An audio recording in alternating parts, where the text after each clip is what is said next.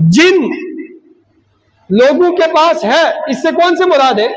تورات حضرت موسیٰ کے پیروکار یہود ہے،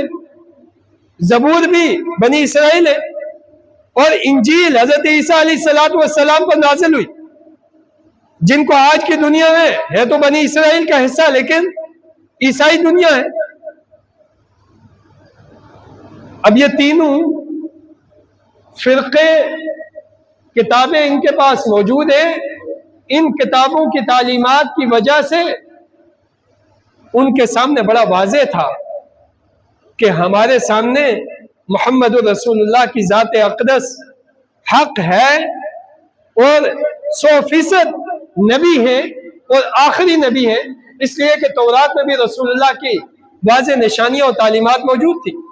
یہاں تک موجود تھی کہ رسول اللہ کے صحابہ کی نشانیاں بیان ہوئی تھی، رسول اللہ کے ساتھ جو صحابہ ہوں گے ان کی نشانیاں بیان ہوئی تھی، اور یہ بات قرآن نے خود کہی۔ آپ سورہ فتح کی آخری آیت پڑھیں جہاں فرمایا گیا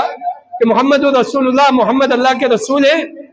اور جو رسول کے ساتھ ہیں یہ آپس میں بڑے رحم دل لوگ ہیں، کفار کے مقابلے میں بڑے سخت ہیں۔ اے مخاطب تو ان کو دیکھے گا کہ جب بھی دیکھے گا کبھی یہ حالت رکوع میں ہوں گے، کبھی سجدے میں ہوں گے۔ ذالک مثلہم فی التوراۃ و مثلہم فی الانجیل، ہم نے ان کی مثالیں تورات اور انجیل میں بیان کی تھی۔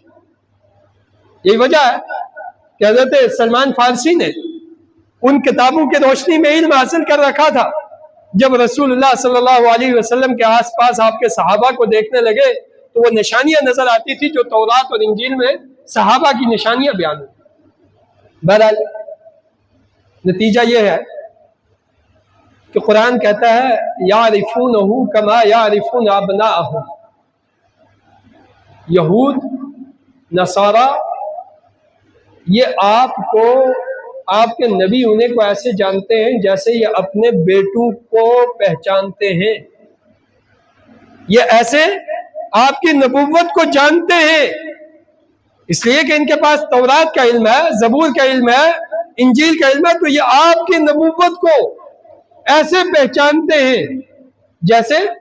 اپنے بیٹوں کو پہچانا جاتا ہے۔ لیکن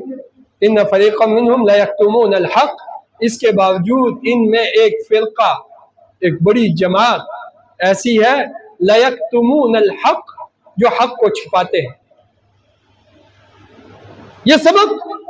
مسلمان امت کو دیا جا رہا ہے کہ محض اگر تم یہ دعویٰ کرو کہ ہم محمد رسول اللہ پر ایمان رکھتے ہیں، ہم عاشقان رسول ہیں،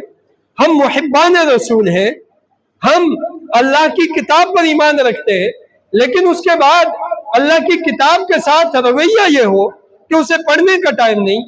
اسے سمجھنے کا ٹائم نہیں، اسے سینے سے لگانے کا ٹائم نہیں، تو بالکل جیسے یہود اور نصارہ تورات اور انجیل کے ہوتے ہوئے وہ حق کی پیروی نہیں کر سکے، اور وہ حضرت موسیٰ پر ایمان کا دعویٰ کرتے ہوئے وہ حضرت موسیٰ کی تعلیمات کی لاج نہیں رکھ سکے، بالکل ایسا ہی ہوگا کہ اگر آپ قرآن کریم سیکھ نہیں رہے، آپ قرآن کریم سے دل لگائے ہوئے نہیں ہیں، اور یہ احساس دل میں نہیں ہے کہ اللہ کی کتاب موجود ہے اور اس کتاب کو سب سے پہلے ہمارے سینوں میں ہونا چاہیے، اس لیے کہ مسلمان تو وہی ہوگا جو اسلام کو جانتا ہوگا۔ یہ ٹھیک ہے کہ علم میں فرق ہوتا ہے، ایک مفتی کا علم ہوتا ہے، ایک مجتہد کا علم ہوتا ہے، اور ایک عالم کا علم ہوتا ہے، اور ایک قاری اور حافظ کا علم ہوتا ہے، اور ایک عام آدمی کا علم ہوتا ہے۔ یہ فرق مراتب علم کا ہوتا ہے کہ جو جتنا زیادہ علم کے راہوں پہ کھپے گا اس کا علم اتنا بہتر ہو جائے گا، اور اتنا اللہ تعالیٰ اپنے علم کے ساتھ اس کے سینے کو روشن فرماتے ہیں،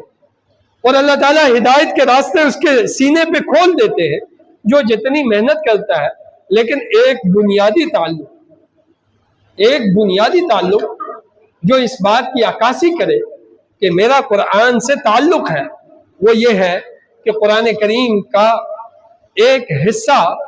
اپنے سینے میں محفوظ بھی ہو اور اس کی تعلیمات محفوظ ہو۔ رسول اللہ صلی اللہ علیہ وسلم نے فرمایا کہ وہ سینہ بے نور ہے، اندھیرا ہے وہ سینہ بے نور اور اندھیرے میں ہے، جس میں اللہ کی کتاب کا کوئی حصہ بھی محفوظ نہیں۔ اگر قرآن کریم کی چند بڑی صورتیں، ان میں سے 2 4 صورتیں ہی ایسی معرفت کے ساتھ سیکھی جائیں کہ اس کو پڑھنے میں بہت اچھائی ہو، اس کے ایک ایک آیت کے ترجمے کے ساتھ اپنی زندگی کی لگن قربان کی ہوئی ہو، اور محبت کا عالم یہ ہو کہ ان آیات کو بار بار محبت میں دہرایا جائے اور اس کے معنی پہ غور کیا جائے، تو بسا اوقات ایک سورت آپ کے سینے کو اتنا روشن کر دے گی کہ آپ کو چلتے پھرتے، اٹھتے اور بیٹھتے اللہ تعالیٰ کی طرف سے رہنمائی محسوس ہونے لگے۔ اور یہی اللہ تعالیٰ کا اصول ہے کہ جو اللہ کی طرف چل کے آتا ہے، اب چلنے کا مطلب کیا ہوگا؟ اللہ کی طرف چل کر آتا ہے، چلنے کا مطلب اس کے سوا کوئی مطلب نہیں کہ دین کو سیکھنے کے لیے اپنا وقت نکالنا، اپنا ٹائم نکالنا۔ یہ جو زندگی کا ٹائم نماز پڑھنے کے لیے نہیں ہے، لیکن مارکیٹ میں بیٹھ کر گھنٹوں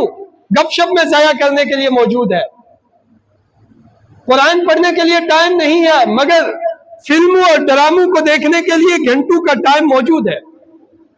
ٹائم تو ہے، ٹائم کو استعمال کرنے میں اللہ رب العزت کے دین کی اہمیت، محبت رسول کا جو دل میں دعویٰ ہے، وہ عملی دعوے کے مطابق اپنی کوشش وہ نہیں ہے۔ اور جوانی، جوان عمری، جہاں ایک سجدہ ہزار